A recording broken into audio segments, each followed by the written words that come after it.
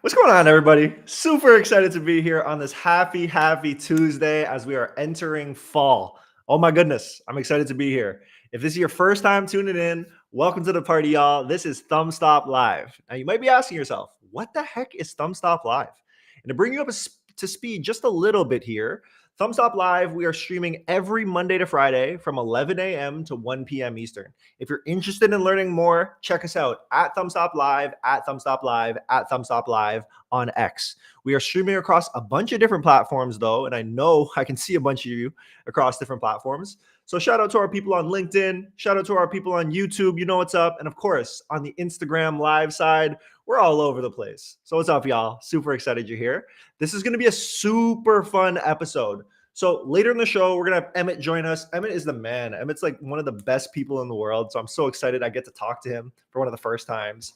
We're going to have Tyler from Bylt, who's also joining us, and I'm rocking some Bylt basics today. But to kick us off, I wanted to welcome Aaron Orendorff back to the show because he's had some exciting news and he's just killing the game right now. So without further ado, round of applause, please. Let's welcome the man, the myth, the legend to the stage, Aaron, y'all. The people clapping, I can hear it. Yeah, I feel it. I feel it through the. God, you're taking over the world. That was a list of where you're streaming now. Come on, branded accounts. Let's go, dude. Thanks so much for having me on again. Oh man, I'm so excited you're here, and thank you for taking the time. Like, I know you're at Beanstalk, so kicking the day off early with me, you are the man. Thank you so much. Yo, this is a legit like live drop in. I had to go like break some hearts and tell him I got to go talk to my buddy Evan. I had someone sitting right next to me. I was like, "You got to shut up. I got a thing to do." Aaron, I will not keep you from the people for that much longer, but you dropped some news earlier. Was it late last week where you dropped some news on the people? So I guess what I'm curious about here is like, talk to us about it. You've made your next move as Chief Content Officer. What's this mean for the Operators Empire at this point? I am now the boss of some amazing human beings. The crew from Ridge, Sean Frank, Connor McDonald, the crew from Hexclad, Jason and Connor Rolane. My gosh, I'm officially the boss of Cody Plofker from Jones Road. I mean, the list, Mike from Simple Modern, Matt from Lomi and Pellicase. Like, dude, am I drunk with power? Yes. Not with anything else, but no, man, this is like, I joke about it, but man, Chief Content Officer of the Operators Network. You just did your push. I'm going to say 9operators.com, 9operators.com, non-operators.com. Go check us out if you don't. I rarely make appearances on that show, but it's an absolute who's who crew in the e-com D2C retail commerce space. And I can be more thrilled to actually be in the driver's seat now as their first executive buyer, trying to build an empire. That's the goal, is let's put out the best effing content that exists on the internet to serve our community. That's the name of the game. Oh, Aaron, I just have a couple follow-ups before we let you get back to the people, but this is incredible. Congrats. It's so well-deserved. The first thing I'm interested in is I saw a tweet go out that was like, yo, we tried to get Aaron to be the CEO. It's like, we wanted this guy to have that title, but you're like, nah, let's hold on. Talk to us about that thought process. Well, first of all, never in my life did I think I would get that text message from that human. That was freaking Sean Frank, who is wildly kind and a genuinely great, rooting for everyone in the world type of person. I knew things were going well. I've been running their newsletter for about a year. I ran their first online event back in June. They all started talking to me a lot more. I told my lovely wife, like, I think they're going to like come to me with something. That was not on my bingo card, was getting that, hey, do you want to be CEO of Operators? Think about it. All lowercase, no punctuation from Sean Frank, which is like how I get all my communication from him. And yeah, I was like, first of all, wildly intimidated. I don't want to lie. There's going to be some things in just a second I could say about like, yeah, did they need a CEO? I didn't think they needed a CEO. My understanding is CEO is like your job is to be an enabler of the doer, not a doer yourself. That the soldiers are in line. You're a general. You're not necessarily out there on the front lines. What they needed most was, hey, we've got a lot of track to run on with launching new shows, with expanding the newsletter, with getting into written content, with having somebody to actually run the schedules, etc. I think the way Sean put it was like, listen, we're making millions of dollars and it's run like a local bowling alley league or something. It was just, I'm like, nah, it's absolutely true. So my take was like, one, dude, that was just a lot to take on to be like, I don't know. One, am I ready for that? And two, are you guys ready for that? And I don't think you are. I think what you need is we've got a lot of track to run on to build this thing. Let's set some goals so that when I grow up, I want it.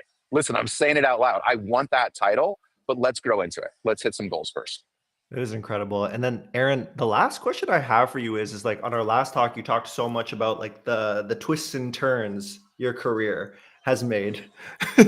So Yeah. I'm so curious about this one, right? Like you talk to your wife and you're like, I think they're gonna come to me with something. Like Yeah. on your end, is this something you mentioned it's not on your bingo card, but you were like, hey, with this crew of people, I'm so excited to do it? Or were you looking for something like potentially else? I was happily doing like, listen, I got enough work coming in. I've got waitlisted folks. I'm starting to take retainers because I have no desire to build an agency. So if you want to hire me 3 months from now, I was like literally starting to take like prepay now and you'll be on my docket. So like I was happily doing that. And then when this popped off at the level that it popped off at, and I knew something was coming, it was like, this is like legitimate dream level sort of stuff.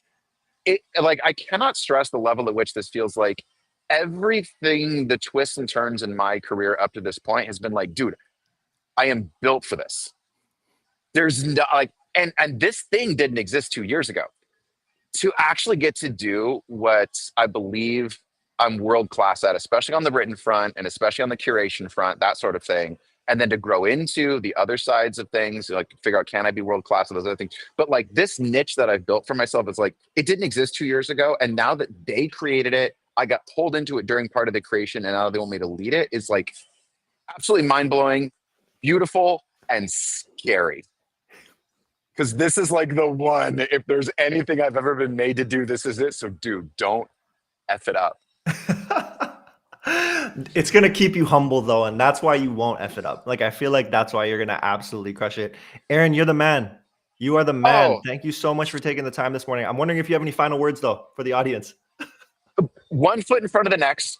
Try to give people a dime for their nickel. Show up having done the thing you said you're going to do and proactively tell people if that thing you said you're going to do is going to be late. That is all I've done. And miracles happen. That's all I've done. Just do it. You're the best, Aaron. Everybody tap in with Aaron, of course. You know where to find him on Twitter. And like you said, nine operators operators in We're doing general. an event on Everyone. Friday. Nightoperators.com. Show up to our event on Friday. We're doing it Sign up if online. you already haven't. Black Everybody Friday. check it Let's out. go. I got you. I'll All share my right, screen sir. later too for everybody. Appreciate you, man. I'll talk to you soon. Oh, later. Later. Ooh. And then now, just like that, we go from Aaron, who just had the amazing updates, and I get to come to my other friend here, Emmett. Welcome to stage. Emmett, Glad what to be is here. going on, man? What is going on? How are you? It's I'm about 6 hours away from Beanstalk right now, so a little bit of FOMO seeing the social media posts from all of our internet friends. So, but yeah, it's a perfectly fall day here. It's early September, so Yeah, man. I feel like me and you are the only people who aren't at Beanstalk. And it's like, hey, should we have gone it's to just this us. thing? Yeah. And it's like, okay, screw you all. We get to hang out now. You all going there allowed us to hang out. Thank you so much. Like, that's what I wanted. Well, this gives me the question: if Fridays with 9 operators webinar, what time is it? What time is that at? It's a good question. We should look it up. But I want to say it's at like 11 a.m. Or is it 2 p.m. PT? But let's look. Why am I not signed up either? I told Aaron I would plug him, and I would. So we check him out. Let's do this. What's the landing page telling me? September 12th, 1 to 4 p.m. 1 to 4 p.m. Perfect. EST. So all of y'all can catch Thumbstop on Friday. And then at the end of that, we'll all head over and crash the party. There we go. We all bring it together and we all bring the energy. Emmett, man, I'm so pumped to have you here, and there's so many things I want to get into. But before getting there, I'm wondering, for the audience who might not be as up to speed with who you are, who can give them the tell us about yourself. What do you have going on? Oh, man. Yeah, currently, all things technical at No Commerce. If you have a non-Shopify store, or even if you do have a Shopify store and any questions of getting implemented with No Commerce, I'll probably get looped into a Slack channel somewhere and help you out. In order to get here, though, Aaron Orendorff brought up, one foot in front of the other, and that's how I got here. We joke that we're professional stumblers. We just keep moving forward, and I've done every job you can imagine. Line cook, hospital janitor. I worked in the emergency room during the pandemic, all while raising family and teaching myself to code, and made connections on Twitter, and it's worked out. So,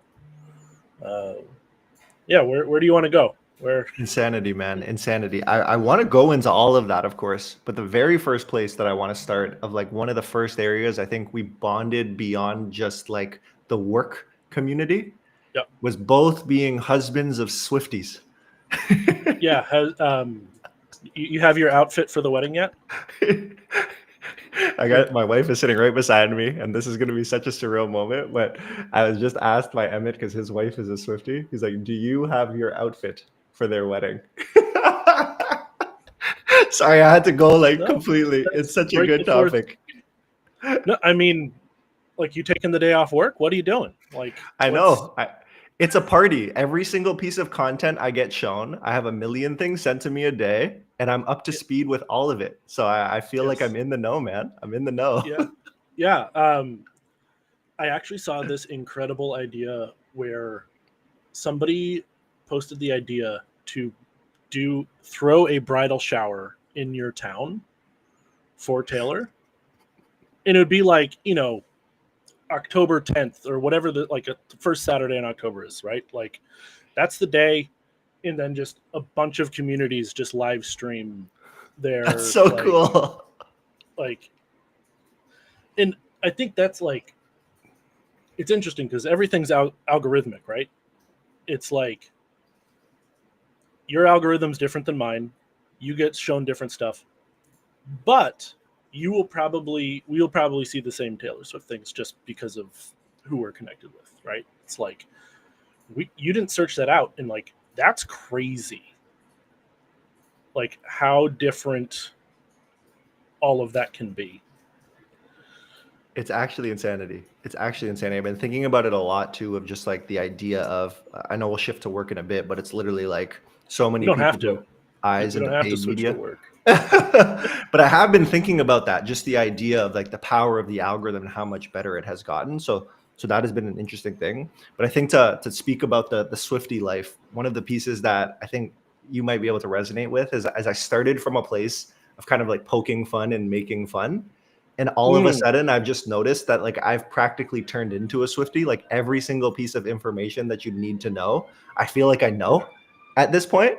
And I'm oh, the lore. Yeah. I know what's going on. So it's so interesting how it's it started with a little poke. Now it's everything that's happening is all consuming in my world.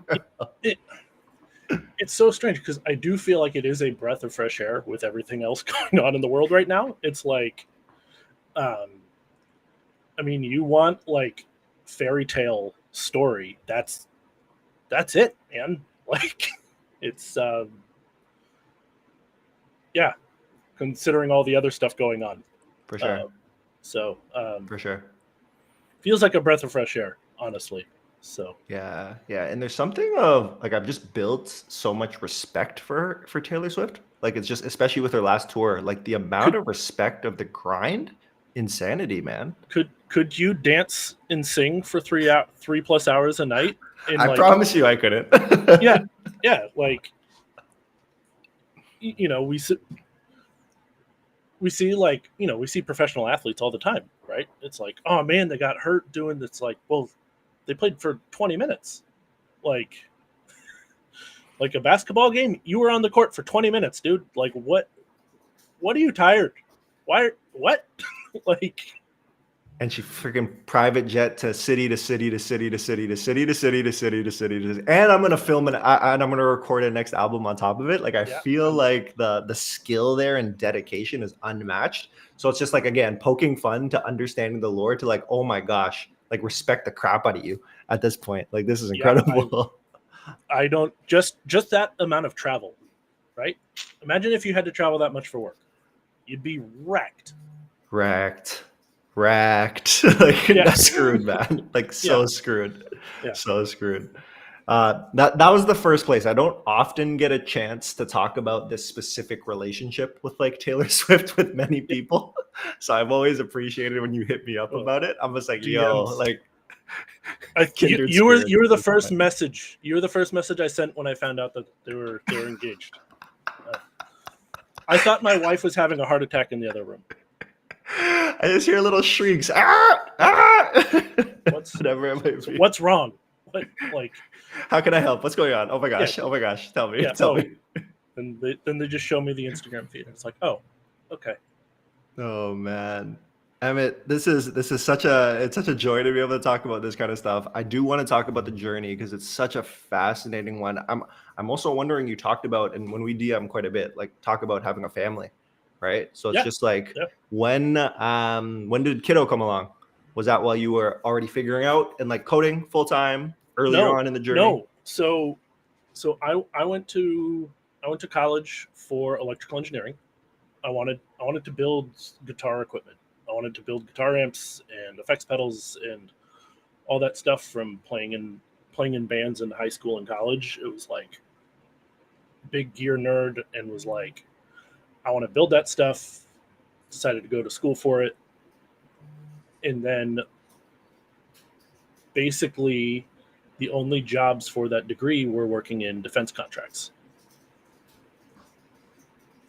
So very goodwill hunting, like you're going to build the widget that goes on a missile or a defense thing to go blow something up. And I just,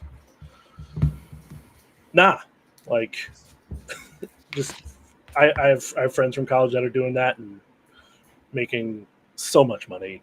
It's, but it's like, I could not get over, it's like, it's the end product, right? It's the like, what is the thing I'm building going into, and it's the same thing with like software and ads, right? It's like, if you're making an ad for something that you don't fully believe in, but it like pays a bunch of money, like that still feels pretty gross.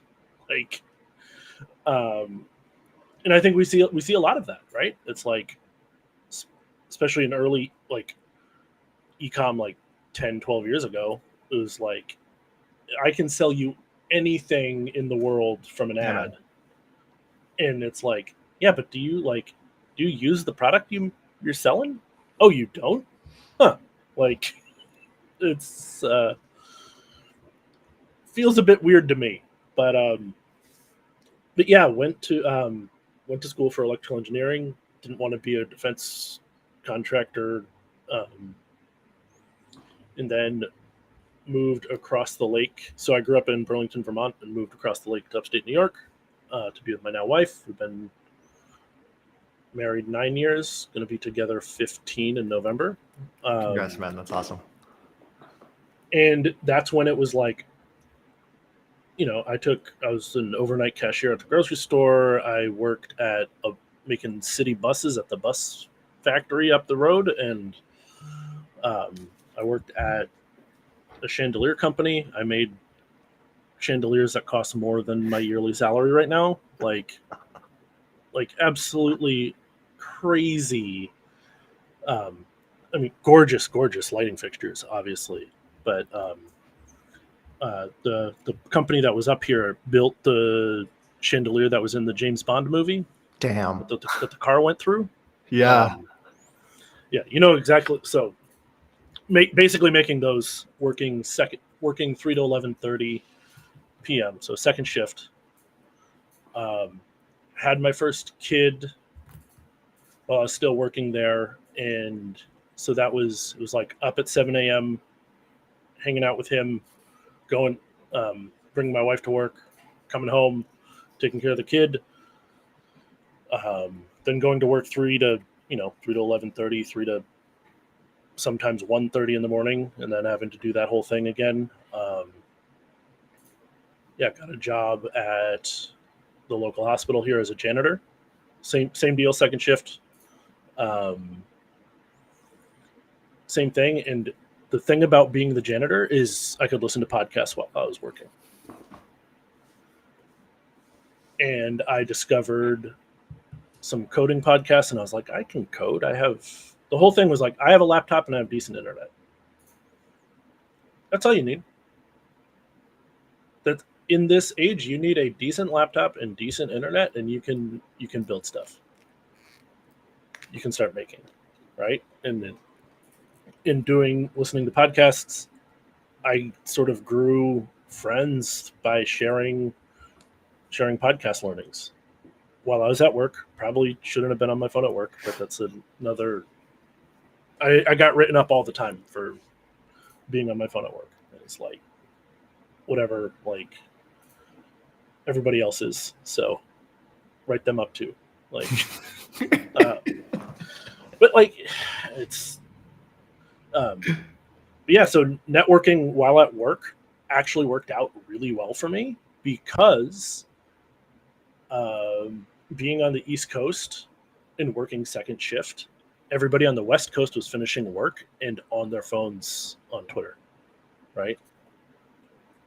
So like all of the like US tech and ecom people were done work, they had worked, and then they're like, let's meme and joke, and then like that's where I got all of my opportunities in tech from Twitter, tech and ecom. It's absolutely wild. Like people tell me LinkedIn, and I'm like, have you tried that Twitter place? Like it's so yeah, I mean that's really, it was nights and weekends of learning to code on free or cheap resources, and then just networking and DMing people, being like, hey, I love that thing that you did. And I think the biggest win was sharing other people's work first, because then people go, oh, what, Emmett shared Evan's tweet, I should go check out Evan, right? It's like sort of building that bridge where it's not about me. It's about building, like I built a community for dads that code, or a free Slack channel, and we just hit over 300 dads in there now. And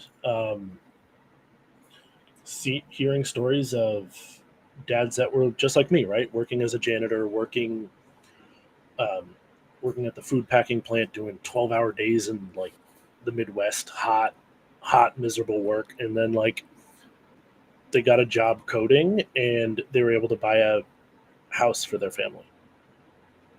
Right? Like, dude, it's like, there's like dozens of those in this group of like, and it's like, I got a picture from two of them. They went to a Laracon out in Denver. It's a PHP conference, and they were hanging out together. Like they like got coffee together, and it's like they met through Coder Dads. It's like that's cooler than building it really anything, right? It's like seeing the connections take off. So that gives me the chills. Like literally. Yeah. Oh yeah. My gosh. That is, the goosebumps just pop up.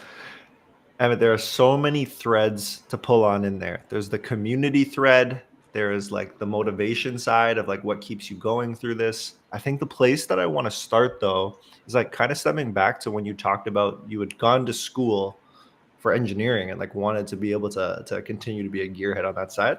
I guess what I'm thinking about is like how did you remain I won't even say strong. It's just like society will point you in a direction of what success is. I think that's the best way that I can say it, right? So it's Yeah, and I literally hate like it. you go to school. Exactly, but you go to school Yeah. for it. It's like typical next step is you do this thing and you start experiencing, then you can get a chance to like exploring your own brain. But for you, very early on, like you were able to say it's like this is the matrix. I understand what you're trying to get me to do. And like I don't actually want to play that game. So what I'm curious about is like, what type of self-analysis did you do to get to that place? Was it instinctual? Was there a framework you followed in your head? Talk us No, through it. I mean, I think honestly, it was moving over to be. My wife was like, "Hey, you need to be here." It's like, dang, okay, let's. I guess I'm moving, right? It's like, guess I'm moving out, and then we'll. Um, my mother-in-law was grateful enough to let me live. We lived there for almost a year, in with my mother-in-law, and we were able to save up and buy a house, and just like you do the odd jobs, and I mean, the bills keep coming, man. Like, Yeah, man. you gotta. Um, I think there's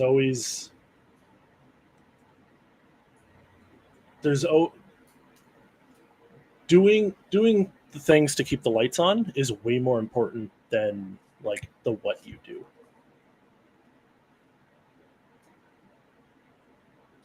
Like, you there is a point in time where you'll have to do something you don't want to do, right? It's the like going to the gym and eating right and doing all that stuff. It's like that's the that's like you got to keep the lights on, right? And you got to stay,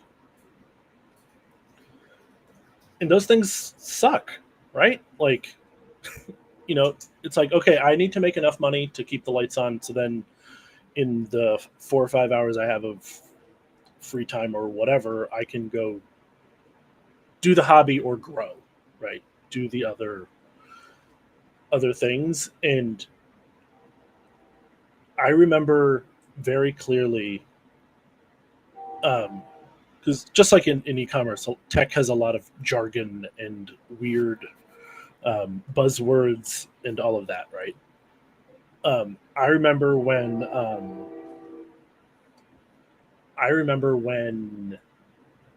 those buzzwords started to make sense and click, and it was like I was mopping a floor, right, in like a hospital, and it was like, oh, that's what that is, and just sort of having that sort of like the physical job, I was able to sort of like absorb a lot more technical stuff than like reading a book, right? Because it's like my body was doing its own thing, right? It was mopping the floors, it was doing that job, but my brain was going, who do I was listening to technical podcasts, I was um, interacting with technical people, and I was able to accelerate learning by sort of keeping my hands busy, right? And that's the same thing with mentorship they do in Japan. It's like you go build with your mentor. Like, you don't read it from a book. You don't like. How do you get better at making ads, Evan? You do it. You, yeah, weird, right? It's like, um, and that goes into the just like keep. You got to keep the lights on. You got to find that, and then eventually you will get your shot at something, at what you've been working towards. Mm-hmm. Man, it's so inspiring to hear you talk about this because like one of the things I think of is like while you're in the shit and like eating it, it's a hard moment, right? Like when you reflect back, it's easy to be like, what did it teach me? But I'm wondering, like when you were in that moment, were you thinking about like, man, Like, is this it? Like, is this what it's going to be? Or were you always trying to I, find what's that next thing that you're going to be able to do? I I had these being working second shift and being up all day before work. Very tired dad brain was going, would my kid be proud of me if I retired as a hospital janitor? Like I hope so, right? Like, but it's like I can't be. I don't think I would have made it, right? And I looked at the people that had been in that role for, they'd been a hospital janitor for 20 years, right? Just like not happy, grumpy about everything, and it's like I don't want that to be me. And sounds simple, right? It's like, but then I also drank what I call the boot camp Kool-Aid for coding. It was in 6 months you can make $100,000 salary working for Fang. Total BS. Not true. I think I've met one person that made it in 6 months, right? It took me almost from 5 years of learning from teaching myself to code, like nights and weekends, till I got my first job offer. And, hundreds of rejections, hundreds of interviews for places. And they were like, you're working in a hospital, you don't have tech experience. Right? It's like you have to do the job before you have a job experience, and it's like that's wild to me. Like, and funny enough, I almost said no to my first tech job to interview. Why? So I went through eight rounds of interviews at a big e-commerce company, right? I get a call at 6:30. It was 6:30 p.m. my time on a Friday. So like after work hours, like from the recruiter to tell me that I didn't have enough experience after 8-hour-long interviews. That was over 2 weeks, right? It was like, and then I got a DM like 2 days later from, do you know Kelly Vaughn? Name rings a bell, but I don't. She had an agency called the Tap Room e-commerce Shopify agency, and she was doing this new startup venture. And she said, "Hey, we'd love to interview you for an engineering role here. We think you'd be a great fit." I wrote like a 5-paragraph essay in Twitter DMs saying no, but I never hit send because I got busy. I've had all 3 of my kids at this point, right? So it's like busy, put the phone down, whatever. Twitter doesn't sync DMs from different devices. So there was no draft on my laptop of this 5-paragraph essay I wrote about why I can't interview right now. I'm burnt out. I'm thinking about quitting tech, trying to get in, right? It didn't save, didn't transfer. Next morning I reply on my laptop, yes, I'll take an interview. And then job offer, and got out of working out of the emergency room. Insane, man. That is insane.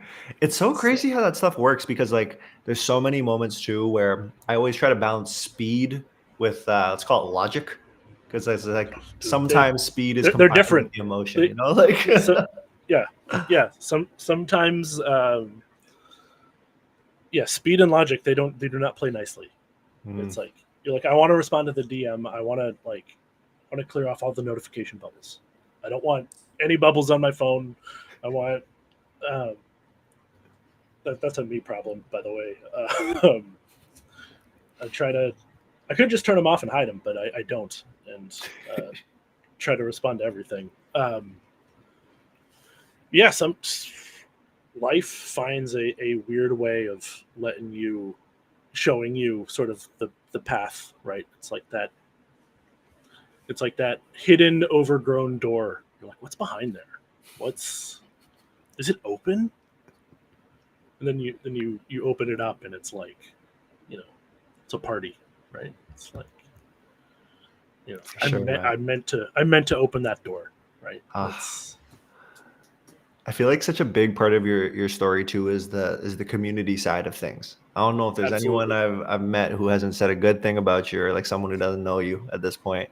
So I'm just wondering, like, was it intentional for you to want to be able to be a part of the community, or did you stumble into it? I think I stumbled into it, but I think this comes from years of booking shows and events where it's like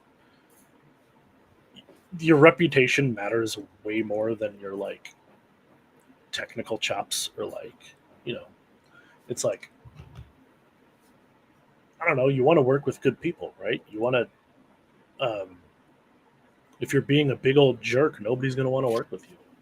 Like, it's that easy, right? And it's like, and it's way harder, especially in this like remote culture, right? To be like, I try my best to be myself when we're doing this, or if I'm down at the local coffee shop or at home, right? Is like, if you run into me, you will get this. Because there are too many times I've gotten on calls with people that I've met online, and they sounded nothing like their tweets. They sound nothing like their LinkedIn post, right? And then you find out that they're like struggling, but they're posting like yacht pictures on Instagram. You're like, dude, what? Like what are you chasing? And this goes into I'm working on a little side project right now, called Dashboard Affirmational. So it's a personal daily affirmations tracker to check in with yourself, right? It's because we all love a good dashboard. We all love seeing that number go up to the right? But like, have you thought about it? Like, if that dashboard's you, right? Are you going up and to the right? Are you chasing what are you working towards? Right? That's dashboards generally don't tell you that. It can tell you what you did in the past and where the number's going, but you could end up where you don't want to be, right? This is incredible. So like, what are the different properties on there essentially? So like, it is your forward-facing camera. You'll take a daily selfie of yourself. You'll rate yourself 1 through 10, like a MPS score, right? Like the MPS surveys. And then it will ask you 3 questions. What did you do today? What is your goal? And then I'm still working out the 3rd question, but I think it should be like, are you happy with the path you're on?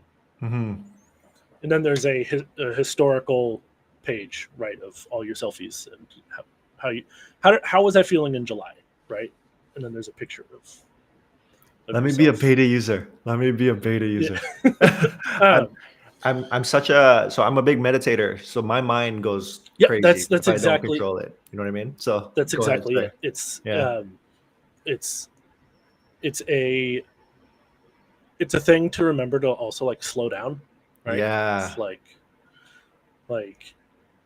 and also you're not your work, right? I think we all struggle with that, right? I mean, I'm technically on PTO right now and doing this, but whatever. And that's one of the things that I think having kids forced me to get really good at. Of I have an hour, I have 2 hours to like really crank out a bunch of work. Where it's not about a time of like butt and seat, right? Like, that metric always felt gross to me. It's like, I did my work, like I did what I said I was going to do, and now can I go? Can I can I get out of here? I got other things to do.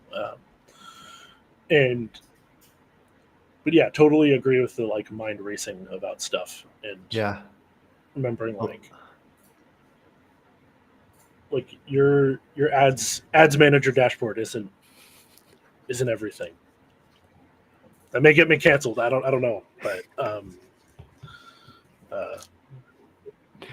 Oh like, man, it's I've heard the same thing from a lot of my best friends who are having kids right now. Like they tell you, like it literally forces you to be more efficient. Like you're actually going to find your most efficient I'm self at that point. I'm so glad that I had kids before I got into tech in ecom, Mm, because I feel like I see so many people that were used to, like, I could work 10 hours a day, heads down, whatever, and then they have a kid and they're like, I can't get anything done. What do you? It's like you find the 2 hours of, you're down for a nap. Don't lay down. Work. Like, um, find systems that get really good at hitting pause on your thought or write it down, and then when you have that 15 minutes, you go, okay, I can crank out these 3 things. I can send that email. I can answer that DM. I can do all that stuff. So how do you view you see me talk to a bunch of different people, and I always talk about like goal setting, right? So I'm like wondering how you think about goal setting. Are you doing this in your personal life? Are you doing it in your professional life? Um, I am doing 0 goal setting. cool. Yeah. I'm a stumbler, right? I will stumble into whatever's next, and that's fine. Like, I don't know. I think that's the whole the meditation stuff, right? It's like sure, there's a number, right? Like, oh, what's your enough number? It's like, I don't know. Can I have like a quiet cup of coffee in the morning? Like, I have enough for coffee? Like, I have enough for keep the lights on. Like, Yeah, man. I can buy my kids the birthday present they want. Like, and thankfully, it's not a Lamborghini. So, I've I've found it's so funny because like I've found this balance of honestly I don't know if it's balance. I think it's more of like I'm just trying to find the vocabulary to describe it. But like usually the word goal is associated with some long term or medium term like or outcome. number, right? Yeah, It's something like like that, right? I want to make $1 million next year. I want Mm, to, or get some title, right? I want to become CEO of somewhere. mhm. I want to do this thing. And it's like, I also think that a lot of people don't understand the sacrifice that takes. Is there was a newsletter from, was it the Hamptons? The Mm. Hamptons newsletter from, was Sampar. that Sam Parr, saying that they interviewed a bunch of founders after they exited, and like 80% of them aren't happy. Yeah. And it's like, why are you working so hard? Like, would you work so, like, if I told you, if you work for the next 5 to 10 years and that's all you do is work and grind and do all this stuff, and I told you you wouldn't be happy after it, would you do it? No. There's something about redefining like the definition of what goal setting is. Because like I think obviously people want progress. I think that's what they're trying to achieve with some version of a goal. But I've always equated it back to, especially as I've started meditating a lot more, I've always started equating it back to like, am I enjoying what I'm doing every single day? Like, do I feel like this is a fun problem to solve? This is a fun activity and it brings me joy. And like that's a goal that I have. Because if I don't have that, then it's kind of like, ooh, is something off? Okay, at least I accept that something's off and I'll solve it over time. But it's a But different variation than like a little bit you've longer. also gotten to the point where you can ask yourself that, right? That's a Mm, very blessed place to be. mm, Like, you have to be grateful that you get the choice to go, I don't like doing that. very true. There, we could be digging ditches in Toronto in December, dude. Like that's a job we could be doing right now. Would we be happy doing it? Probably not. But for those people that have to do it to make ends meet, no. It's the same thing with having friends that work as defense contractors, right? It's like they care about the paycheck and they can afford their lifestyle doing that, then so be it. But Yeah, not for man. me. I'm Yeah. out. Yeah. This is so because like I have to acknowledge the privilege, of course, that Yeah. we hold in this process, but it's like it begs the other side of the equation that removes just from self. So there's like the one version of self, how to optimize your own life and like what you want, but then it's just like the world, and it kind of goes back to the oh man, like it's a bit Yeah. sad, just in the way Yeah, that we are right now. Yeah, and you can't let that bum you out. I think a lot of people go too far on that side too, right? Of like, you know, oh, what can I do to change the world? Whatnot. It's like, well, you can call your buddy. You can say, hey, let's go get pizza. Let's go, you know, let's go watch that new movie. Let's go. Do you see your friends? Do you see your friends or keep in contact with your friends quite a bit? Yeah, I mean, a lot of it's online. Nice. Almost all of it's online. I think I've seen my remote coworkers more than I've seen friends in person, which is a little bit sad. But That makes sense. I also can't super travel with 3 young kids, and sort of I'm not putting that burden on my wife to, you know, do all that stuff as well solo. So it's For sure. but Yeah, always trying to think through of just like the pieces that you mentioned. It's just like some version of staying grounded in the process too. Because like I'm not like this. I probably should be a little bit more. But like I have friends who are super empathetic, and it's like I understand why they feel like the weight of the world that comes with that. have you watched the news, dude? Like, Yeah, yeah, exactly. yeah.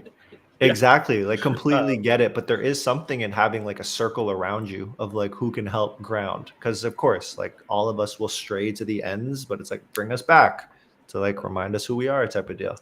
and So that's even just like you you're thinking of your buddy, send him a text, like, hey, thinking about you, saw your brand or saw your whatever, like thinking about you, like text one of your friends right now, right? Like, text your other friends right now, everybody. Everybody check it's in. but yeah, I also think like I think just a lot of it's like, well, what else are you gonna do? Like like you have to keep moving forward and making progress and doing these little, even if they are uncomfortable, right? Is like I hear all the time from dads being like, I'm scared of posting on Twitter or social or whatever. It's like, I don't know, the internet's made up, dude. Like it's the whose line is it anyway? It's like the game's made up and the points don't matter. Like, but did you laugh and have a good time online? Yes. Like it's it's so, when you break it down like that, you're like I could post anything Yeah. and somebody will find it helpful, and simple things like that. So Insane, man. It's so interesting because like with with that in mind, you know how we talked about earlier, it's like have the privilege to be able to think like this. I think yeah, there's also something to be said of like just the mindset that allowed you to like get out of having to work any double shift to the night shift. And it's just like you were grounded in a sense of what do I want to be able to uh like extrapolate from this situation and apply moving forward. So I guess like I'm keeping an eye on time here. I feel like we yeah. just touched the tip of the iceberg. Damn it. So much So more we could get into. yeah, But I am curious about like from those like roles that you would have had into the life that you live now. Like, are there any learnings that you still keep with you and then remind yourself about? yeah. Well, working in the ER during the pandemic is gave me all of the customer experience stuff that I need, that I carry with me today. Is like, you are meeting these people on the worst day of their life, right? If you're in the emergency room, something's pretty bad. You're not going there on a Tuesday to hang out, right? Like, you're going to the ER because something is wrong. And it's the same way I feel about, customers coming into intercom, right? It's like they are having a problem with your product. You don't know what else is going on. They could be sending you this this, chat from the emergency room. You don't know. You don't know what's going on in their life, or they're there for a loved one, but their work won't let them take time off to so they're like pissed off and angry.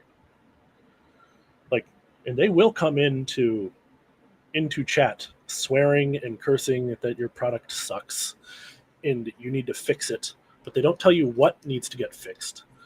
They say it's broken, fix it. And where I mostly come from is this is sent from a dude on a couch somewhere, and that's incredible privilege. Like, you don't have to commute to be sending these things, to have these issues, right? You're not driving 2 hours in traffic to go send it. Like, I don't think anybody in an office that had that commute would be that mad about like a button not working in an online digital product, right? It's like I say it tongue in cheek, right? Because it's like, but it's like, if you're an angry dude on a couch sending a thing because a button doesn't work, like, what are you doing? It's not that serious. I think that's the reminder. It's just like, it's not that serious. It's not the end of the world. We're gonna be okay. We're gonna be okay. Yeah. If we were a medical devices company and like my defibrillator wasn't working, yeah, problem. But I don't know. Laugh a little bit, watch some comedy. It's not so serious. If you're sending mean things from your couch, go for a walk. Take a break, come back to life, recharge, and I'm sure you'll be happier. Yeah. Emmett, this has been incredible, man. We got to run this back and get to some actual questions that I had, but I've loved this. This has been so much fun. We've just done the tip of the iceberg. There's more to get to. You told me to riff, and riff we did. Riff is amazing. The one thing that I have to ask you, that I ask everybody who comes up here on, is about their favorite quote. So I'm wondering, do you have a favorite quote? And if so, what is it and why? It's "Make It Till You Make It" by Chase Jarvis.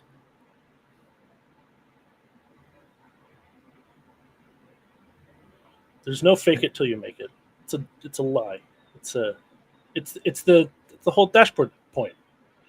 It's, you'll follow this, you'll fake it and get somewhere, and then you go, oh, I don't like this party. I don't like where I'm at. It's not. Make the thing that you want to make until it starts, keeping the lights on.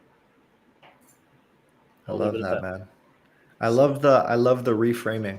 I love the reframing of it to bring it to that point. That is incredible.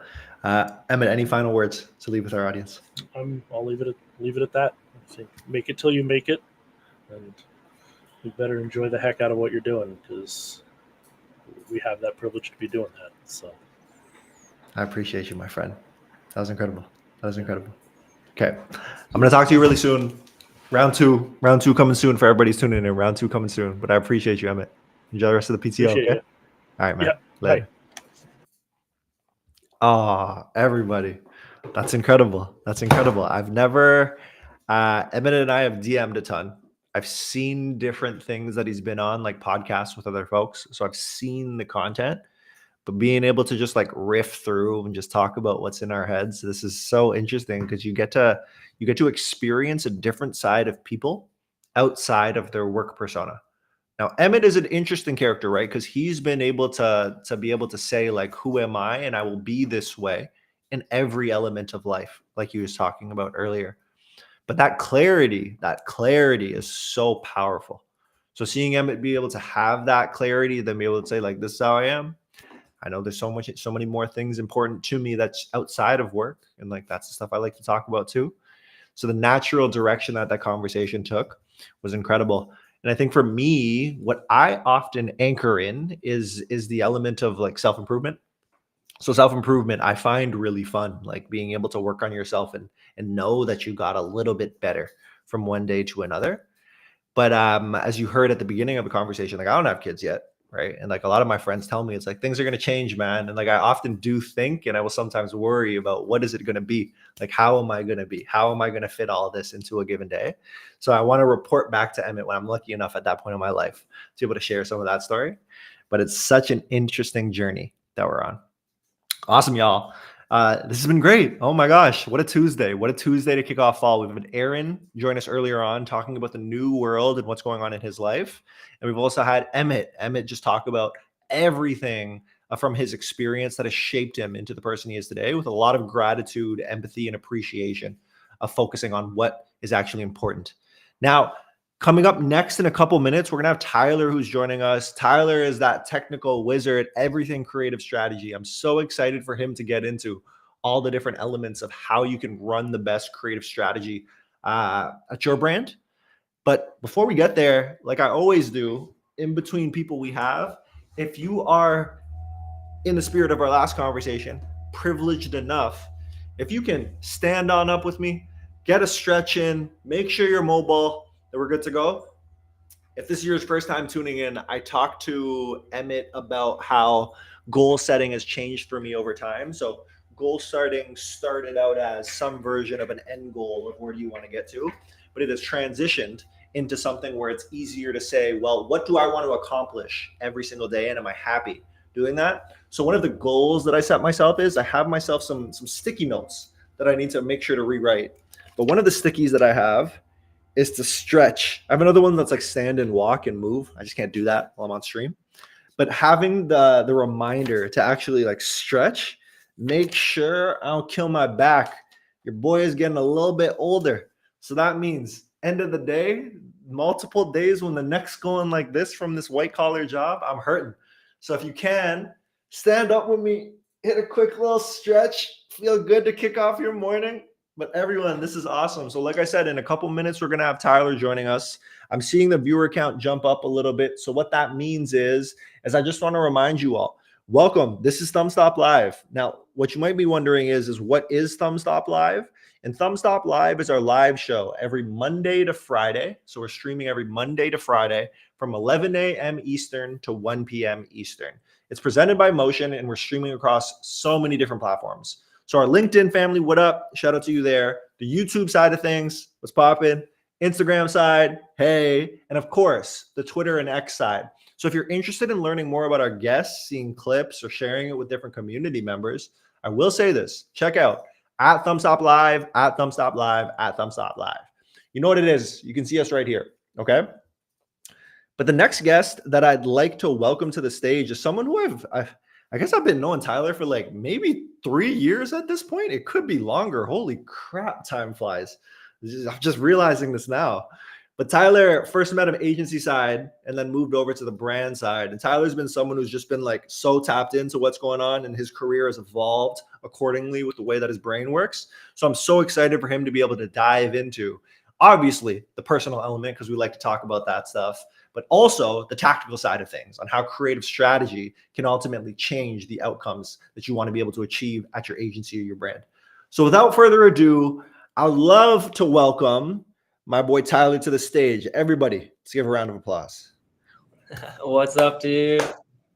Appreciate it. What's up, man?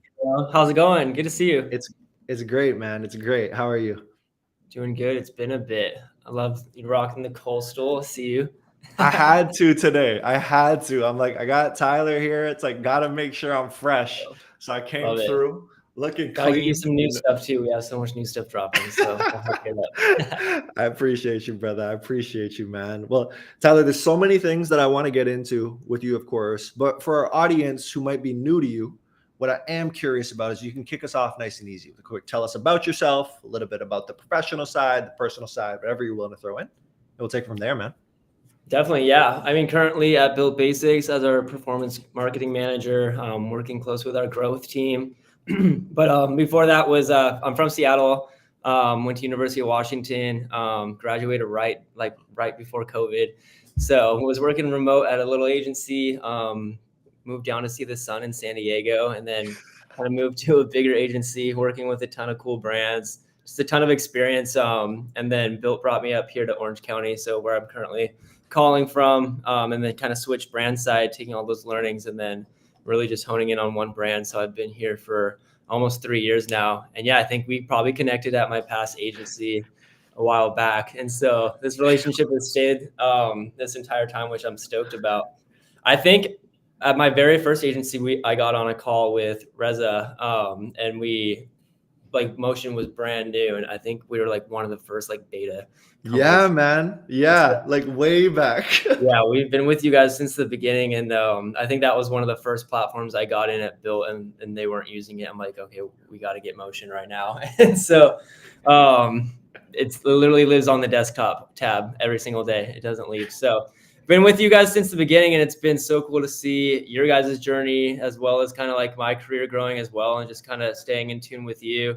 But yeah, right now, growth marketing team, performance marketing manager, and working closely with our entire growth team. They're incredible, and then really closely with our entire creative team. So production team, photo, video, graphic design, and then working real close with our influencers, ambassadors as well. So growing the space, we run a lot of ads. Obviously, you can't really escape us.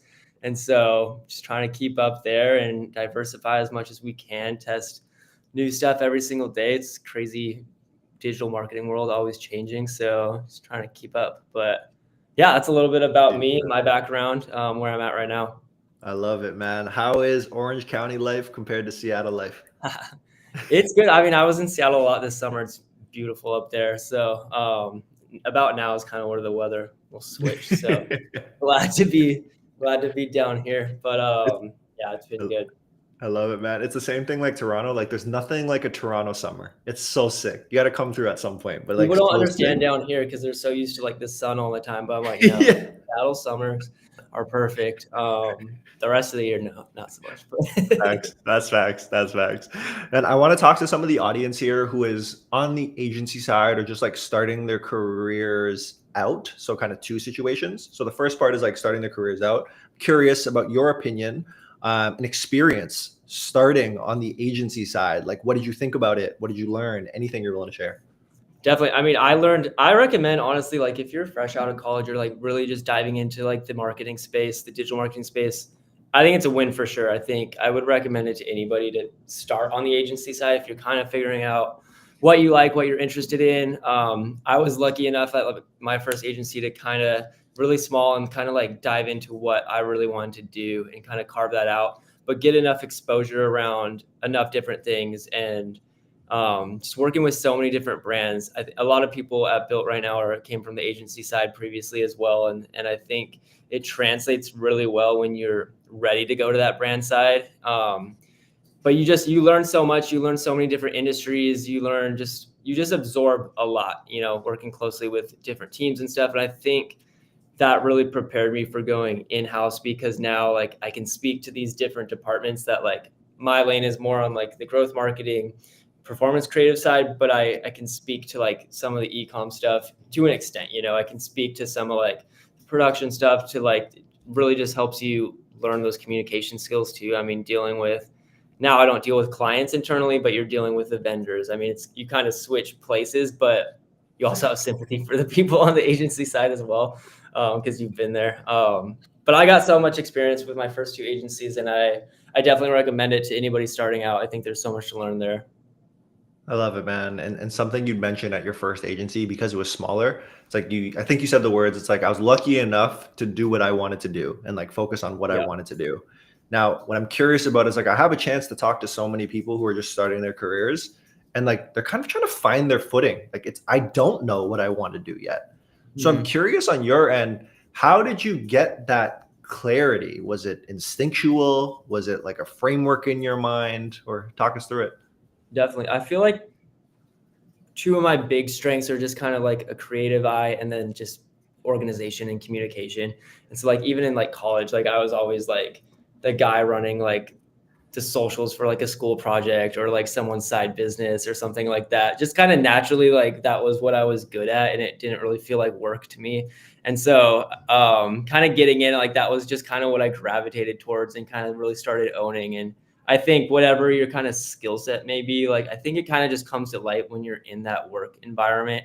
and your focus kind of naturally goes there, and then your team will be like, oh, okay, they're owning that pretty well. Like, let's let them double down there. And that was kind of what happened with me at Bylt too. I mean, originally I was brought in to do more of like the strategy and like budget planning and stuff like that around like our paid socials and stuff like that. And at the end of the day, like I can do it, I can speak to it, but it's not really like my like A+ like skill set. And so I think just knowing enough how to do that and speak to my team and like communicate like the performance and stuff and like what they're seeing and like, if that makes sense. But also like I kind of carved my path here at Bylt. I'm like, I'm going to own all the creative because there's so much to do here in that space, and there's so much going on. And that kind of carved into being kind of my full-time role within Bylt. I mean, always kind of wearing a lot of hats and touching a lot of different things. But again, I think just get plugged in, like do your day-to-day job, but like find those things that really interest you and then kind of double down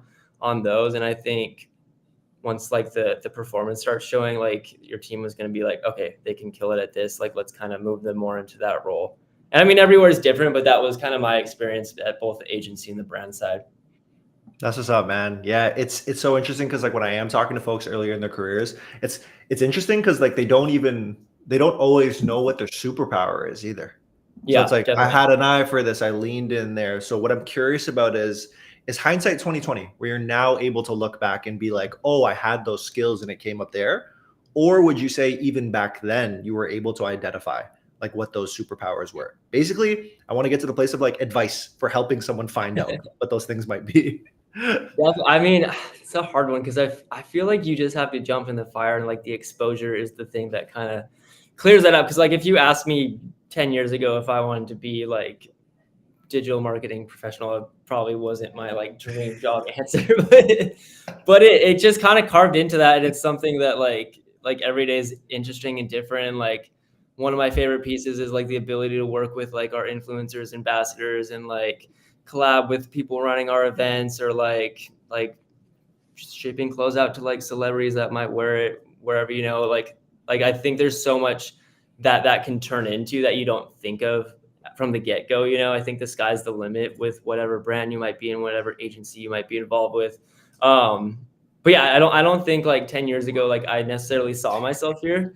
I'm definitely not mad about it, but I think it's something that you just kind of get in, and then you look back and you're like, damn, like that a lot of times passed and like so much has changed, but like in a good way. So I would say advice, like find an agency or brand that like has enough that you're passionate about. Like you're not going to love every single client. You're not going to love every single aspect of your role, but find those things that you do love within it and just really show off there. And then once you kind of prove yourself there, like people will move you into where you need to be and where your kind of skill sets match up best. I love that, man.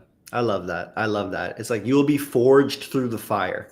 Yeah. And the best fire is getting so much exposure to all these different clients and across their entire business. For So sure. it's like a perfect opportunity to get clarity on like what you actually enjoy doing. So I and love even that, like man. if you stay on the agency side or something, like niche down, like apparel, like jewelry, like skincare, like there's so much you can really find an industry that you're passionate about. It doesn't have to be like one in-house brand, and then just kind of like kill it there. And I think every industry really needs somebody who can really speak to exactly what they're doing. I mean, it's one thing to kind of have a general understanding of like how to promote a brand, but it's different when you're just promoting apparel or just jewelry or just skincare or something like that. So yeah, I think that goes two ways. Like really just get exposure and then find what you're passionate about, like the niche that you kind of want to go into. Never silo yourself too much, but I think every industry needs a pro in that space. Yeah. What's the saying? It's like riches in the niches, you know? So it's just like being able to have that focus seems like it can help. So I'm with you, man. I'm with you. I want to talk about that agency and brand transition a little bit more. So like want to talk about your experience first, and then we'll probably talk about higher level for anyone who's looking into an experience like that. So to kick us off, I think the first thing I'm always curious about is like when you first made the jump from agency to brand, was there anything that was like super hard that you didn't necessarily expect would be so hard on that initial move?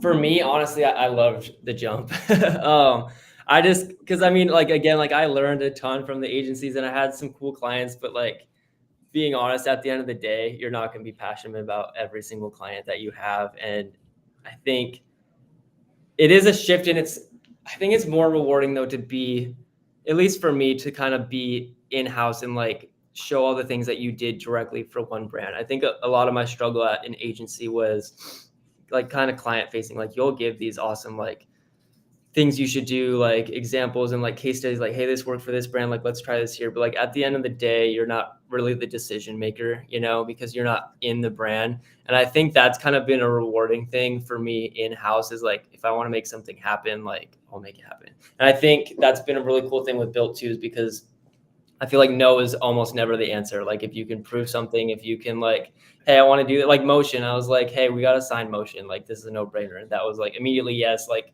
no red tape to go through. Like we're on motion the next day. So things like that I think have been easier actually to just kind of get in and really like say like, hey, I think we should do this. Like, and this is also my experience. This is probably not everywhere, but just to kind of get in and tackle things that you're good at and then see the difference, instead of kind of waiting. Like I had clients before that, like for years, we would recommend something and they just wouldn't do it, and then kind of complain about performance. And like, all right, well, like your hands are kind of tied, But I think for me, it was less challenging, honestly. I think I kind of thrived a little bit more in the in-house brand space than kind of like playing to all of these different kind of brands. And that probably sounds contradicting to everything I just said, but I think it got me that exposure and it got me kind of the path to get there. And I again, like I'd recommend that to everybody, especially starting out, but because I don't think I would be like doing what I'm doing here without that experience for sure. But yeah, I think for me, it was a little bit easier. And then you're on the flip side, you're dealing with Meta, TikTok reps and stuff like that, but you kind of have the sympathy for knowing what it's like to have all these clients, so I think, or it's just like, nah, I'm the client, treat me well. Like I've been in the other side. You got it. I've had people with that mentality, like we're the client, like what we say goes. I'm like, yeah, but I've been there. Like I don't people do that. I do want to take the step up in altitude now to speak to more like less your individual experience and more like people in general. Mm-hmm. So you talked about how your experience was like is a clean one based on what you've gone through and what you wanted to do. What I am curious about is for people who are thinking about making that jump from agency side to brand side. Mm-hmm. I guess what I'm curious about is like, how would somebody know if they like it?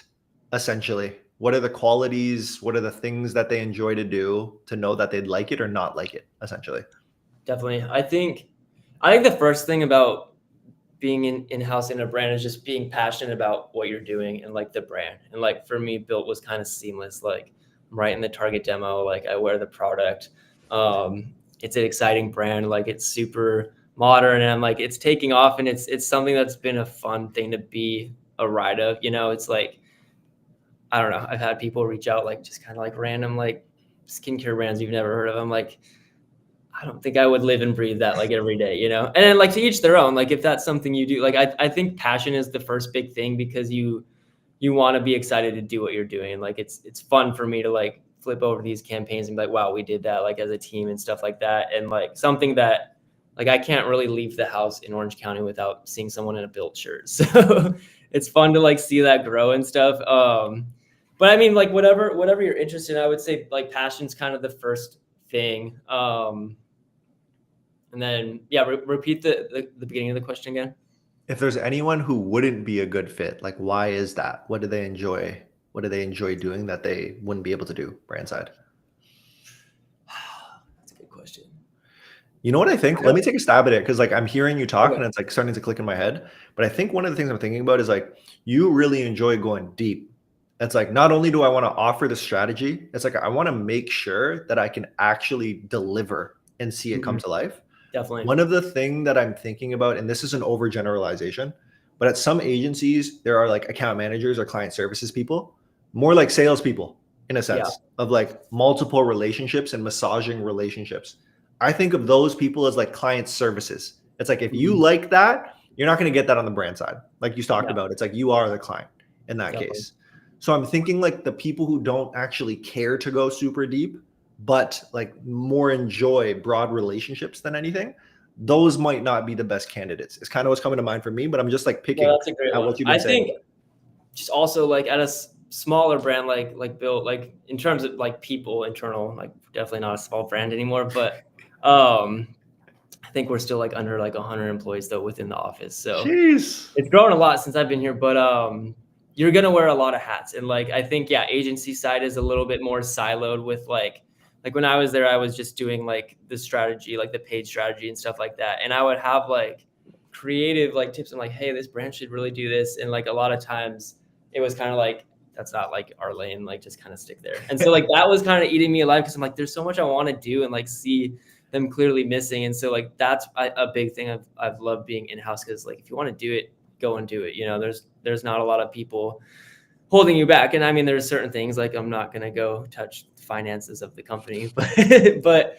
a lot of stuff like I think you have a lot of say and autonomy, and if that's something you want and look for, like you want to be scrappy, you want to dive in, then in-house is going to be a win for you. But if you kind of want to just show up and like stick to client services or stick to strategy or stick to organic, like totally fine too. And I think that's where you'll kind of thrive a little bit more on the agency side. But I'd say almost everybody under this roof here at Bylt like is wearing so many hats, is like really communicating with every team, which is part to me that makes it really exciting. But yeah, two different worlds, but I think there's a lot of overlap and the experience translates really well. Huge, man. I do want to talk about like the role now, or the role you're in now specifically, and extrapolate it beyond just yourself before we get into like your specific approach. So at Motion, you know, we tend to call it like creative strategy. It's like a creative strategist, someone owning that process and like making it come to life. And it's like, it's how I view a lot of your role and making it happen.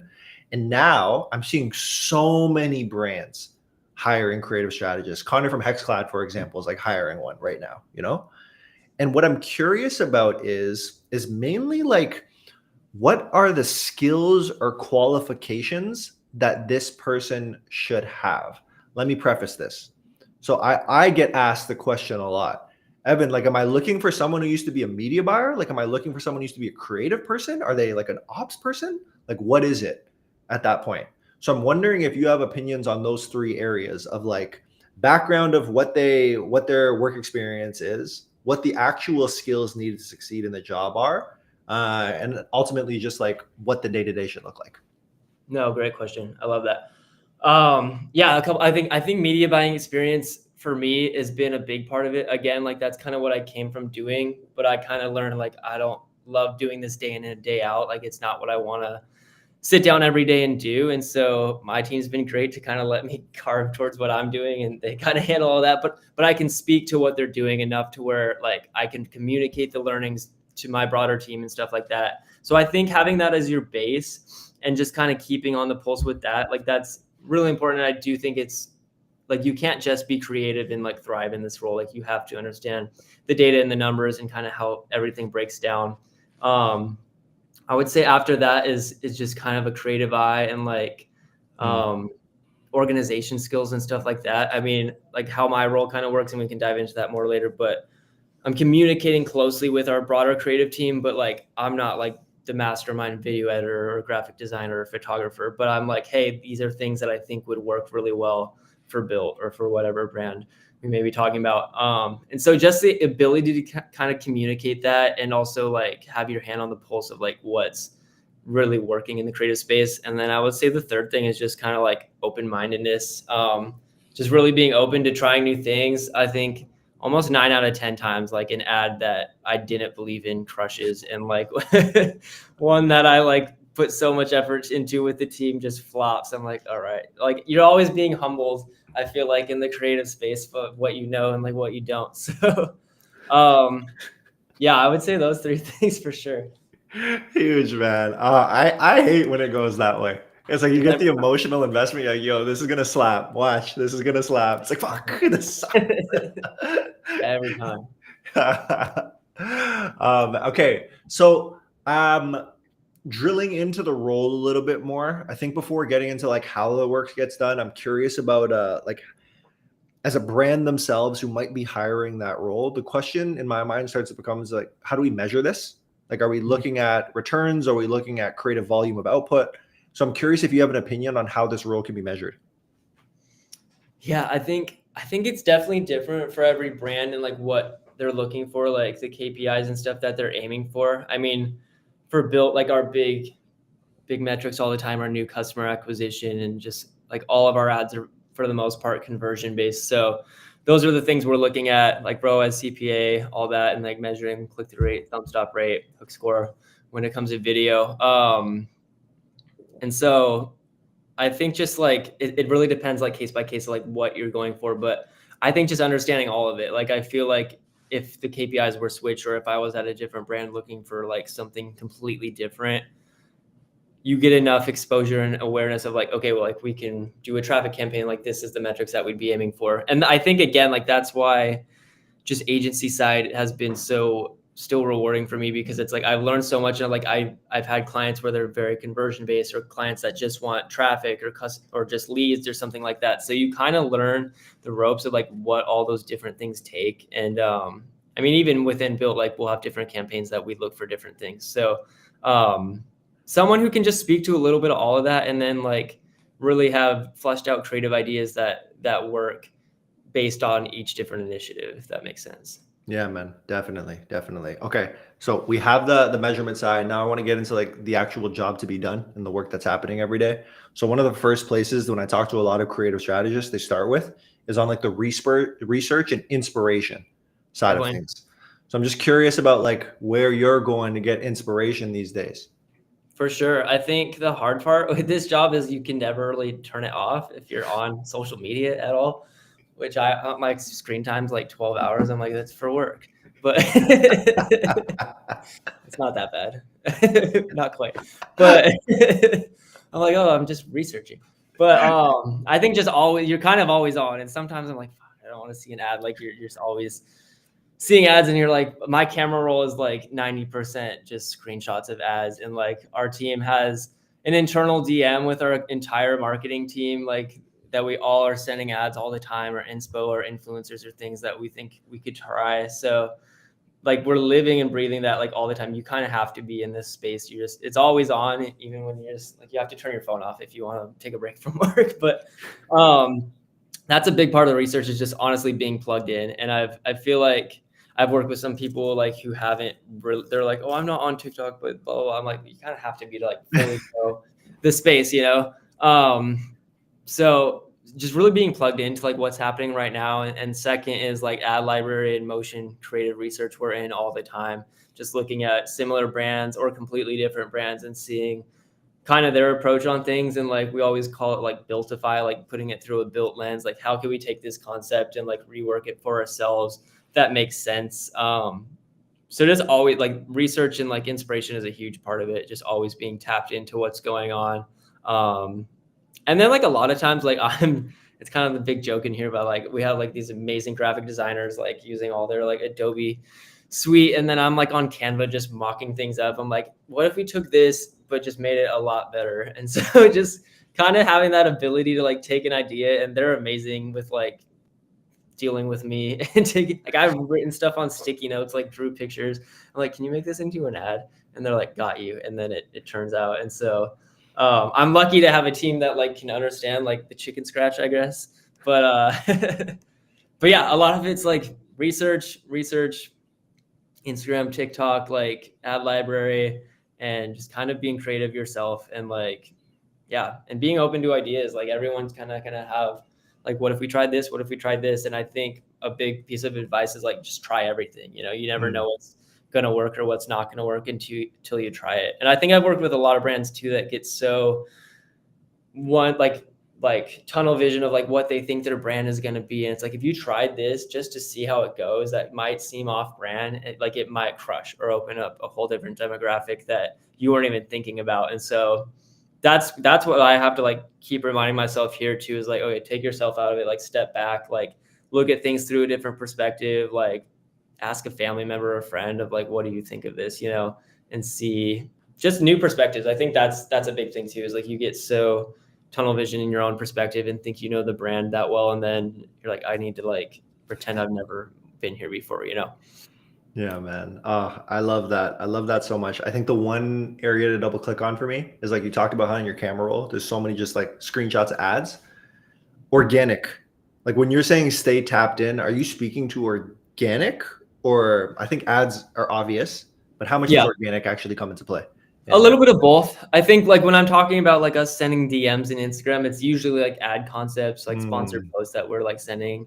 Because I think or like I work so close with our organic team, and there's a lot of overlap, but there's also a lot of the same things that work on organic all the time aren't gonna crush on ads, but a lot of times they do. Like if we have a post that like dang, this one like took off, like let's try it as an ad. Like we might put a CTA over it or something like that and make it a little bit more like focused towards like sales objective or something. But yeah, just I think there's a lot of overlap, but it's not necessarily always going to be the same. And I think organic is a different place where people don't always want to be sold to. I mean, I've done organic so much throughout the years. And I think that's more of a place to kind of educate and like build your brand reputation, you know, more than it is to like convert. I think there's a time and a place, but there's a lot of overlap, but there's a lot of differentiating factors. And I think you'd be wrong to just put the same strategy over both. Would definitely agree. And now we're at the place of like, you have all of these ideas and inspiration. How the heck do you prioritize what you're actually going to make and what you don't make?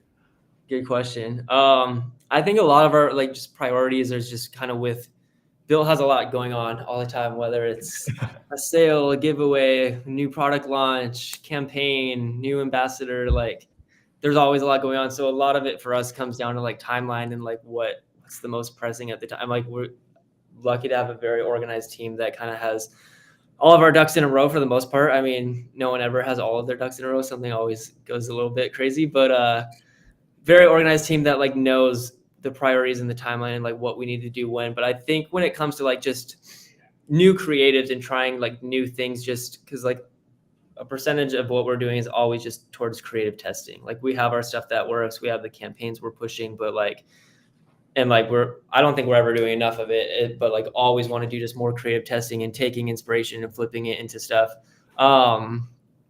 I think some of it's kind of a gut instinct. Sometimes it's like, I think this concept would do really well for us. Like, let's prioritize this one. If we're talking about like a net new creative concept we've never tried. So just kind of setting the priorities. Sometimes concepts take longer to flip around, like editing wise than others. So yeah, I think there's a couple things that play into the priority, but like, if you want to try something net new, like just kind of go with your gut instinct and like knowing the brand and be like, hey, let's try this. Let's see how it goes. And then in 2 weeks, when you look back, it failed, and you're like, okay. And then at least we got more ideas. We can stack them. We got more ideas. I know you just always have a roster of ideas, like sub in, sub out. So, yeah, that pipeline needs to be just continuously moving. Like our team's always trying new things, always pumping out stuff we've never tried. And then like, I mean, like again, I said like 9 times out of 10 they might fail, but like that one that you get will crush for a long time, and at least for us, like whether it's like a format that you unlock or like an editing style or an ambassador approach, like it takes a lot of testing to get those winners. But once you get them, like you can apply them to different parts of the brand, different products, different ambassadors, things like that. It goes a long way once you finally unlock that. Huge, man. Okay. So one of the questions that I get quite a bit is related to creative fatigue. So it's just like how to solve it, how to identify it, anything creative fatigue. And I'm wondering if you have any opinions or thoughts on creative fatigue. Yeah, creative fatigue, I think we'll hit it a little bit, like where it gets kind of high, but we usually just have so much going out all the time that like that's not really always top of mind. But I know we're very lucky to have the team that can churn out so much content, you know, so quickly. And so I know like I've been parts of like helping brands and stuff that can't necessarily do that. And I think the first thing is finding those winning formats for you, like whether on the static or video level, like find what works consistently. And like we just have like pretty much standardized templates that we're like, we have like they all have different names, like model PNG, like creative headline, like flats, like whatever it might be. Like find those winning elements, because then you can apply it to a bunch of different products, like launches, sale concepts, things like that, because you know for the most part that they're going to do well. So that's the first part. And then the second thing I think would just be diversify as much as you can. That's a big part. And especially with like Meta and talking to our teams there is just really, I think recently like the shift for us has been like it was for one point like quantity, like pump out as many ads, and now it's really like less ads is fine as long as they're very diverse and they're speaking to different cohorts of people. Like we have our beautiful like high production video that might convert somebody, or just our very like lower quality iPhone shot UGC that might convert a different type of person. And so again, with that like tunnel vision, people are like, well, we don't want our brand to be represented like with low quality this. Like Bylt is a premium brand, you know, like it's, our price point isn't like the cheapest, like it's definitely elevated. And you would think like we want to always communicate through this like high quality video lens and like the most polished ads, but a lot of times it's those ones that like don't look the best. like from like, you have to take your creative eye out of it sometimes, and those are the ones that are going to just be more approachable to somebody like in this cohort or that cohort. So I would say finding those winning elements and applying them across different parts of your brand. And then two is just diversifying as much as possible, trying different concepts, like reaching different demographics of people, just having just a variety of like, I think everything should stay true to your brand to an extent. You know, you can be like, oh, that's a Bylt ad, that's a Bylt ad, but not everything should look like it came from the exact same campaign or something like that. Just really trying different content and seeing what sticks with different types of personas. Huge, man. Speaking about this stuff so eloquently now, it's like you live this every single day.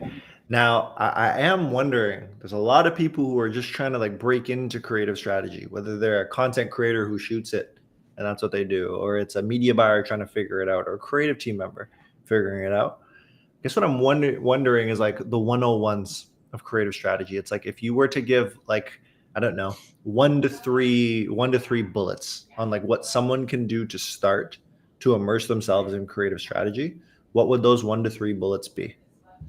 Definitely. I think going back to just understanding the metrics, at least enough to speak on them. And I'm honestly always surprised with how many like content creators and just UGC creators like really like, they're like, can you send me like how this performed? Like, what are the metrics? Like, what's the click-through rate? Like, what's this looking like?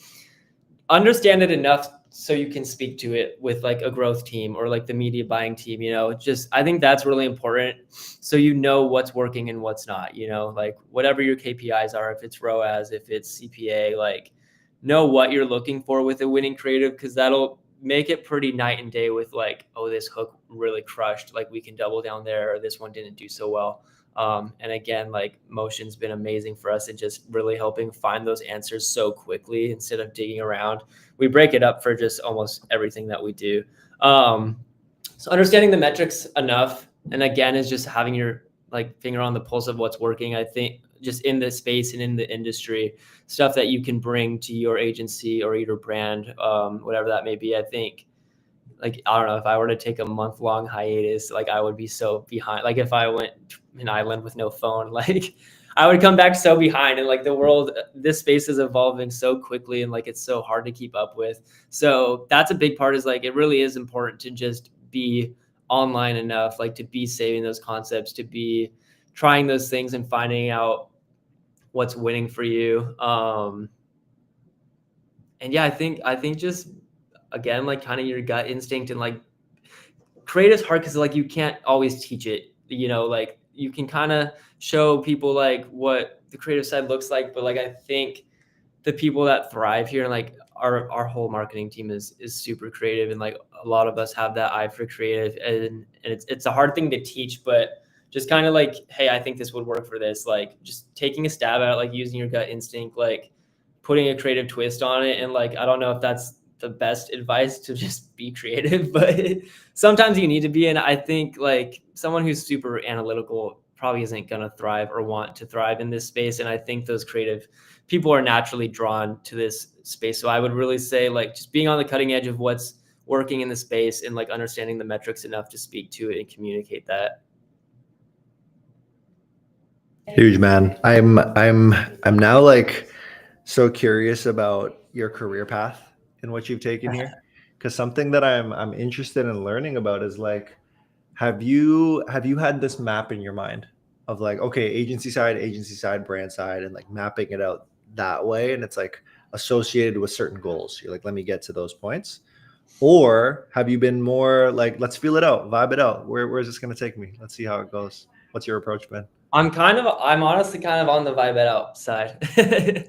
I mean, always want to be growing, always want to be leveling up, but like, I guess like, again, 10 years ago, I wouldn't have imagined myself like in this exact position, but like, you kind of just let stuff grow into what it becomes. And I mean, obviously you always want to be evolving in this space. Like always want to be able to have chats with you like this on like what the industry is like what my role is like, what I'd recommend to people starting out. Like, this is awesome. But I'm so bad at answering like the 5-10 year plan, like goal. Like, I'm like, who knows what we'll do this again in 5 years and we'll see where I'm at. But I think there's just so much need for creative, especially like there's just always going to be so much need for creative and that's just evolving all the time. And like the formats that like 5 years ago, like UGC wasn't the biggest thing, but like that's some of our biggest things right now. And like ambassadors and storytelling there. And so just kind of really like growing with the space and like, I don't know, I don't know what 2 weeks will look like in terms of what's working. So I don't know. I'm definitely kind of on the vibe it out path. I mean, like definitely want to keep leveling up here and like see where things go, but it's been exciting, but yeah, I'm not sure. I think I'm always going to be interested in the brand side of things.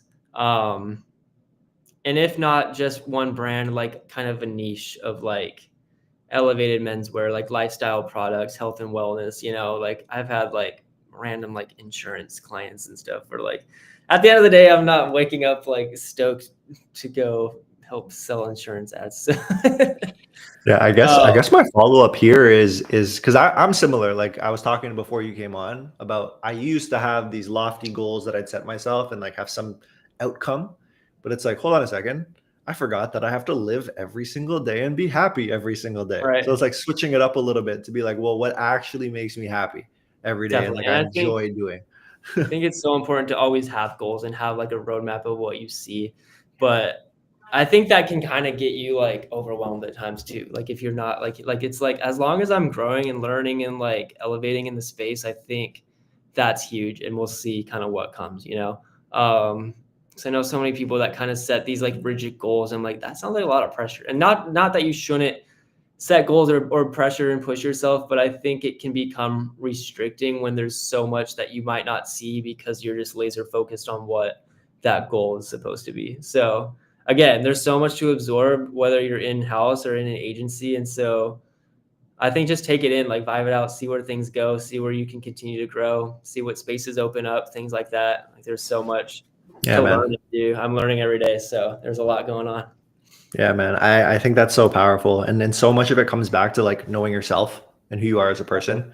Because like when I think of the goals, I'm now similar. I know my things that will bring me joy in my day to day and what I have to do to keep myself healthy. But I'm like an overthinker. So it's like I will live in my head too much. I am organized, but it's an overthinker. So it's like those goals don't necessarily help me. It's like I more have to remind myself that like today's great. You're doing great, like type of thing. Definitely. But on the flip side, I'm just yeah. I was picking up on that as you're talking about organization, but I'm still creative. Like I got this.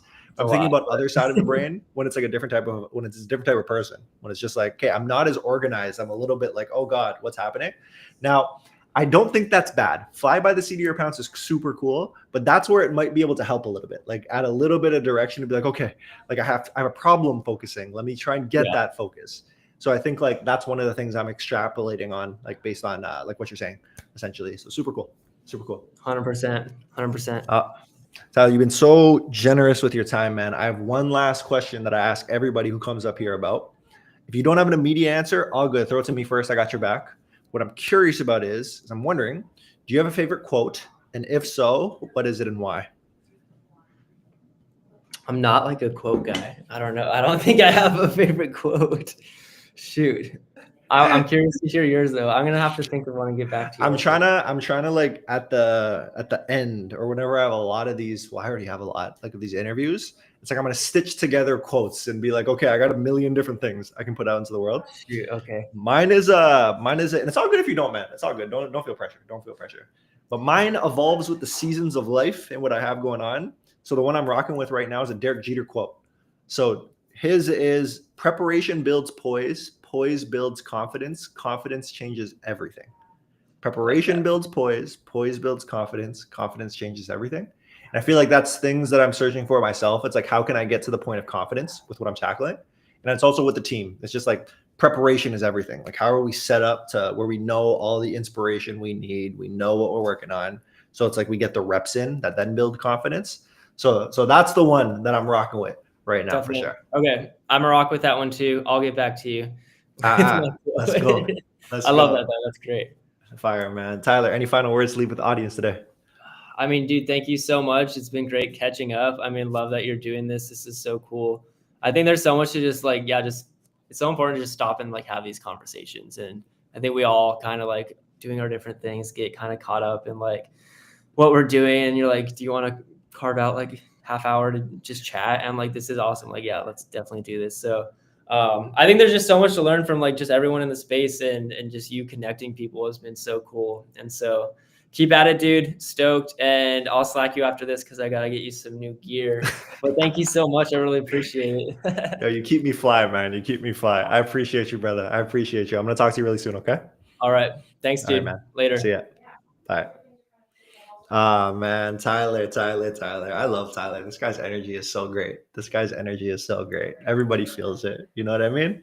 So I think like with Tyler in our conversation, like there's so much tactical advice that he could bring to the table that we could talk about for hours. But one of the really interesting things is like where I wanted to take the initial part of the conversation was got to learn more of his story. Because like, what's the narrative that I hear all the time? Agency life, it's a grind. What are we doing? Oh my God, I want to jump to brand side. But then hearing Tyler's story, right? It's like, no. Like agency life is fire. Like to build that foundation, unfreaking matched. So it's like getting that perspective is so powerful for anyone who might be in that seat and feeling stressed. It's like remind yourself of all the different types of learnings you're gathering right now. And then jumping to the brand side, as I was picking through the different like trends that he was talking about, I was starting to think like, who wouldn't like this? Like this sounds incredible, especially because he's like, yo, this was smooth. I enjoyed this. But for other folks, I'm just thinking those who love agency, what that would mean is you're really a client services person. Like you want to be the person who works with clients at the end of the day, not being the client on the other side. So it's been such like an interesting conversation and evolution to get that side of the brain. But everybody, I love doing this. I love having these conversations. Aaron kicking us off, Emmett and the riff and flow that we're able to go through, and then Tyler bringing us home here. It has been absolutely incredible. So if this is your first time tuning in, welcome to the party, y'all. Welcome to the freaking party. This has been Thumbstop Live. Thumbstop Live is live every Monday to Friday from 11 a.m. Eastern to 1 p.m. Eastern. If you're interested in learning more, I will say it a million times, follow us at Thumbstop Live, at Thumbstop Live, at Thumbstop Live. We're streaming across Twitter and X, of course, LinkedIn, YouTube Live, and IG. I know you're all out there. I appreciate you from the bottom of my heart. If there's anything else that pops up, let me know in the chat on the next one, okay? Peace, y'all. Take care.